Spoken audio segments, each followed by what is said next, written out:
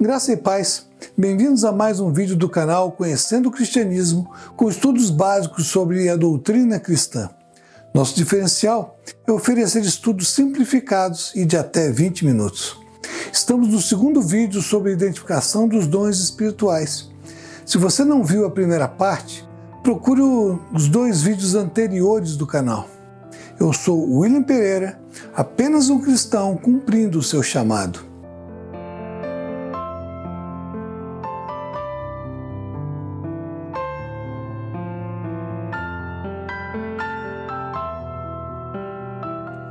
Vamos continuar com os dons restantes citados no texto de Romanos 12, 3 a 8. Já falamos no vídeo anterior dos dons de profecia, ministério, ensino, exortação e contribuição. Então, vamos continuar daqui. Sexto dom, presidir. Dom requerido para qualquer pessoa que assume a responsabilidade da direção de um ministério ou serviço dentro da igreja. Refere-se literalmente a quem está à frente, a quem se coloca como guia. Esse era o significado que era usado para designar a pessoa que governa um navio.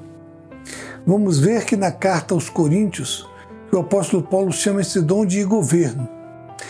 Presidir não é fácil, pois envolve muito jogo de cintura e equilíbrios para ouvir todas as partes, não excluir ninguém e, mesmo assim, direcionar os esforços para o alvo estabelecido no ministério ou serviço da igreja.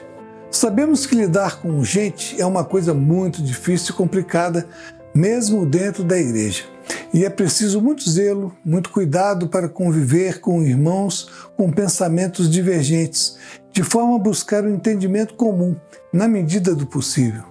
É um dom que todos os líderes da igreja devem ter, mas não é restrito ou limitado apenas a eles, e qualquer pessoa pode exercê-lo, pois a capacitação para realizar vem de Deus, sob a orientação do Espírito Santo.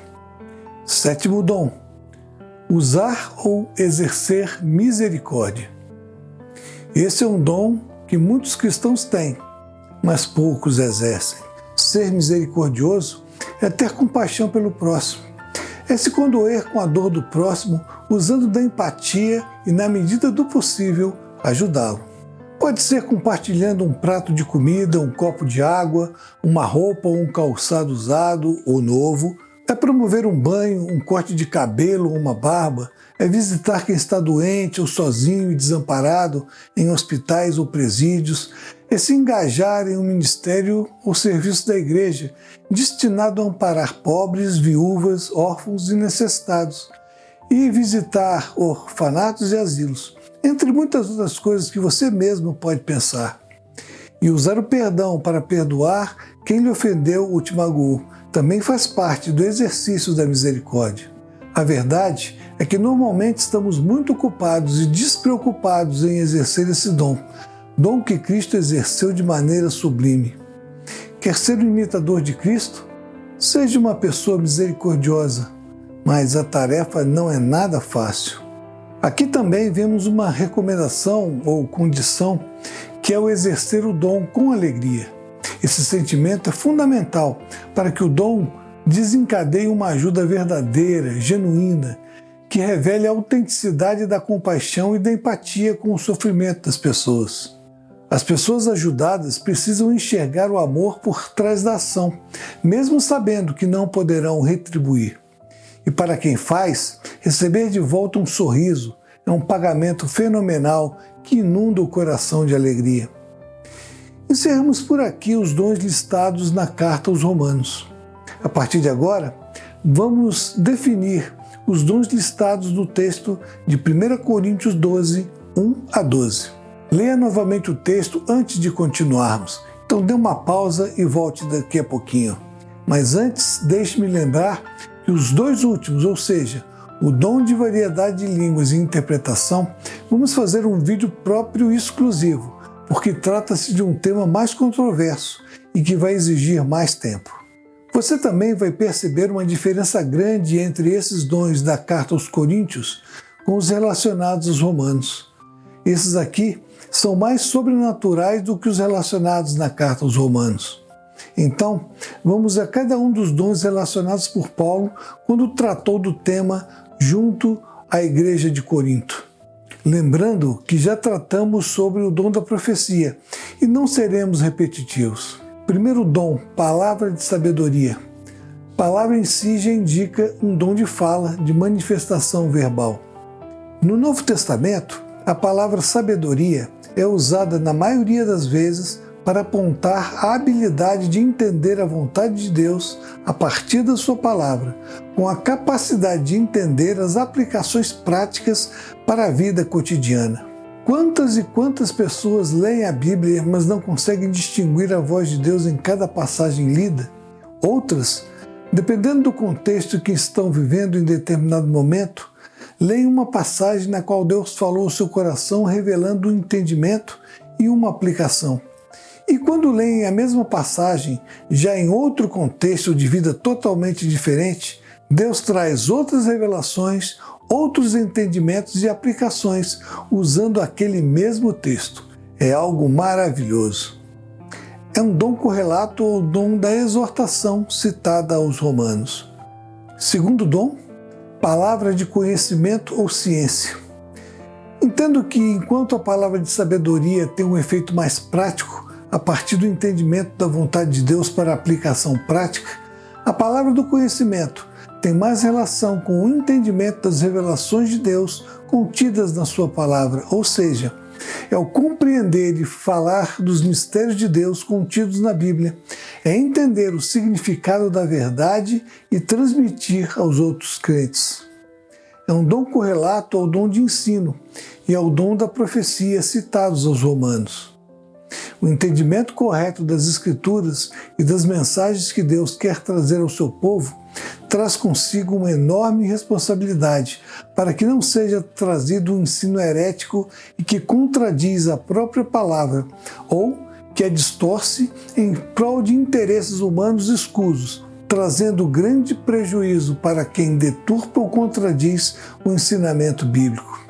Quantas vezes você já não foi a um culto e quando o ministro do Evangelho lê o texto onde vai basear a sua mensagem, ou seja, a palavra do conhecimento, você ficou se perguntando o que é que vai ser dito daquele texto tão complicado? E para sua surpresa, recebe uma mensagem maravilhosa que você volta a se perguntar: como não tinha percebido isso antes? Terceiro dom, a fé. Esse é um dom que certamente todos os crentes em Jesus Cristo têm que ter, pois como no vídeo que já tratamos sobre fé, aprendemos que sem fé é impossível agradar a Deus. Sem fé, é impossível ao homem crer que Jesus Cristo é o Filho de Deus e que tem a salvação de sua alma e a garantia da vida eterna exclusivamente por essa fé no meio de redenção oferecido por Deus. Então, por que o apóstolo Paulo colocou essa fé na relação de dons? Creio que o fez por alguns motivos. Primeiro, para que todos os crentes entendessem que possuem ao menos um dom espiritual essencial, se outros não forem manifestos em sua vida, já que a fé é dom de Deus a todos aqueles que creem. Dessa forma, ninguém ao longo dos séculos, ao ler essa passagem, diria que não recebera dom algum, pois já tinha o dom essencial da fé. Segundo, distinguir a fé salvadora e perseverantes que todos os crentes têm da fé empreendedora, ou seja, uma fé cuja confiança em Deus ultrapassa quaisquer limites imagináveis e se coloca como mola propulsora para alavancar projetos que, humanamente falando, são quase impossíveis. Terceiro, mesmo sendo um dom que todos os crentes têm, isso poderia diferenciar alguns irmãos que visivelmente têm, pelas suas posturas, comportamentos, opiniões e conceitos de vida, diante de circunstâncias muito difíceis, revelam uma confiança intensa em Deus, de uma fé mais contundente do que a de outros, e por isso se dedicam à oração de uma forma muito mais consistente do que outros cristãos. É possível que você já tenha visto ou ouvido falar que iria pedir oração ao fulano ou beltrana porque aquela pessoa é uma pessoa de fé. Existem sim, no meio cristão, pessoas que exercem a sua fé de modo muito mais perceptível do que outros, e Deus os destaca por isso, não para que sejam glorificados, mas para que sejam usados para abençoar outros irmãos, em especial aos iniciantes na fé. Quarto e quinto dons, dons de curar e operação de milagres. Vamos abordar esses dois juntos, pois têm como característica comum o fato de serem manifestações sobrenaturais de Deus. Não se pode negar que tanto um como o outro fazem parte do que Jesus prometera quando deixou os seus discípulos e foi elevado aos céus. Jesus tinha esses dons de forma natural, possuído que era pelo Espírito Santo desde o ventre materno, e ele o exerceu manifestadamente em público por diversas vezes, e algumas poucas estão relatadas nos evangelhos, pois, como disse João, apenas algumas foram relatadas para que acreditássemos que Jesus era o Filho de Deus. Além de diversas curas e exorcismos, tivemos o evento da multiplicação de pães e peixes por 2 vezes, a pesca maravilhosa, entre outros milagres. Vemos algumas dessas manifestações também no livro de Atos dos Apóstolos, portanto, negar a existência delas não é uma opção. Esse era um dom que era exclusivo dos apóstolos, mas também foi concedido aos 70 enviados por Cristo para evangelizar, e por alguns companheiros dos apóstolos, como Filipe, por exemplo. Durante o tempo em que Jesus passou aqui, e durante a época dos apóstolos, houve uma manifestação muito grande desse dom. Mas isso tinha o objetivo claro de autenticar a mensagem de Cristo em um tempo e contexto de muitas doenças e desespero por causa da dominação romana e que pedia essa autenticação para que o Evangelho prosperasse. No entanto, existem correntes doutrinárias que defendem a tese de que esses dons cessaram após a Era Apostólica, ou seja, não se realizam mais hoje em dia. Foram usados naquela época para atestar e validar a mensagem de Cristo e autenticar os mensageiros e trazer a convicção à igreja de informação de que a mensagem era verdadeira e, dessa forma, esses dons não mais se manifestam agora. Eu não sou tão cético assim. Entendo que esses dons foram muito mais largamente usados naquela época, mas ainda hoje podem se manifestar e essa manifestação depende exclusivamente do querer e do realizar do Senhor. Mas também vejo que são mais raros. Até mesmo naquela época, quando a igreja se formava, vimos que esse dom não era tão abundante assim. Vemos um apóstolo Paulo, um dos maiores servos do Senhor na história, que tinha sérios problemas de visão, mas Deus não o curou, pois a sua graça era o que bastava, mas colocou um médico ao seu lado para o apoiar, mas não para o curar. Vemos em relatos de Paulo outros irmãos doentes, quase à morte, como o Epafrodito, seu amigo, e sobre os quais os dons de cura de Paulo não se manifestaram. Mas Deus interveio diretamente e o livrou de uma morte certa naquele momento. Vemos que Paulo não curou a Timóteo e só recomendou que tomasse um pouco de vinho. Trófimo, outro companheiro de Paulo, foi deixado doente em Mileto. Normalmente, as curas de Paulo se davam quando ele chegava a uma nova região, e as curas e milagres serviam para autenticar a palavra e o pregador. Em resumo, antes como hoje, os crentes também adoecem, e isso não é porque estão necessariamente em pecado, como alguns heréticos querem infundir na cabeça de crentes incautos e desatentos que não conhecem a palavra, que aceitam a propagação do falso evangelho, da prosperidade ou da saúde. Então, essa lorota de que crente não adoece porque Jesus já levou sobre si as nossas enfermidades é falsa. E se você acredita nisso, precisa mudar a sua mente e observar a palavra. As enfermidades que Cristo levou sobre si na cruz foram as enfermidades espirituais, que são os diversos tipos de pecados que levam à morte.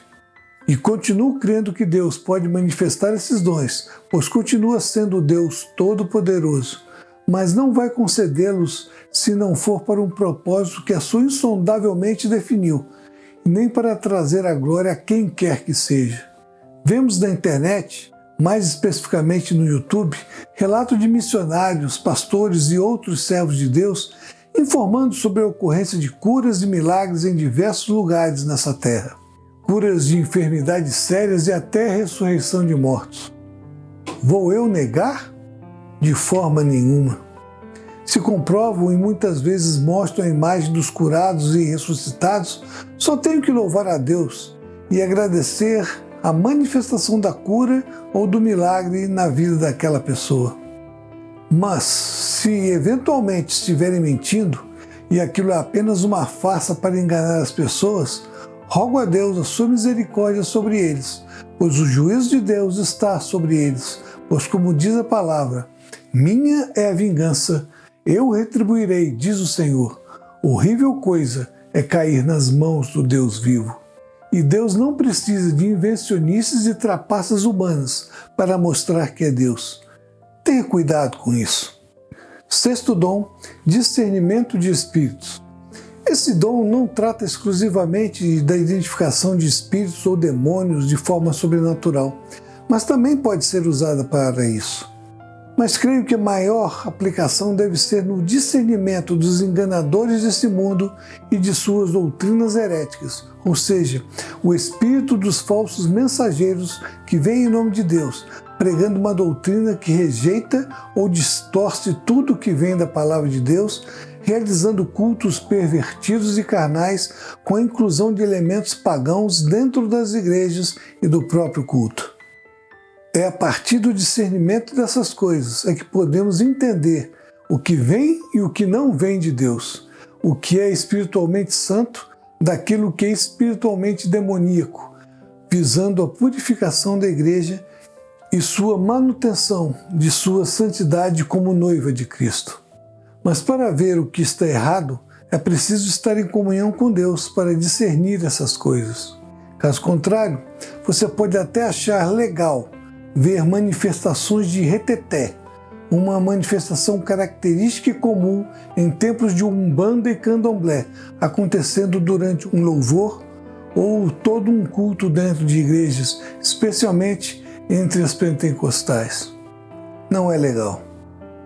É uma forma de sincretismo religioso com cultos primitivos africanos, onde pessoas rodopiam, riem, caem, andam de quatro, uivam, berram, têm convulsões e se contorcem. Ao contrário, Paulo recomendou ordem e decência no culto ao Eterno, e você precisa fazer isso com racionalidade e não sujeito a uma manifestação que deixa as pessoas fora do seu normal.